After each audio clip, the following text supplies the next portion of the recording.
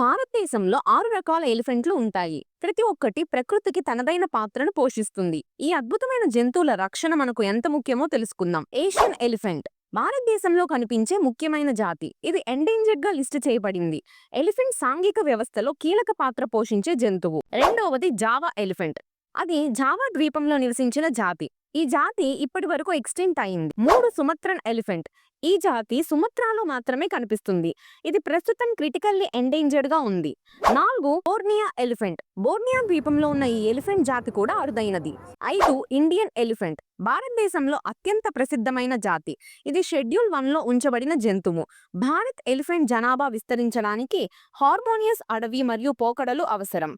6 Sri Lankan elephant. ఈ ఎలిఫెంట్లు శ్రీలంకలో మాత్రమే కనిపిస్తాయి మరియు అవి మన ఎలిఫెంట్లతో పోలిస్తే కొంచెం చిన్నవి. భారతదేశంలో ఎలిఫెంట్ సెన్సస్ ప్రతి 5 సంవత్సరాలకు జరుగుతుంది. 2020 సెన్సస్ ప్రకారం మన దేశంలో 29,964 ఎలిఫెంట్లు ఉన్నాయి.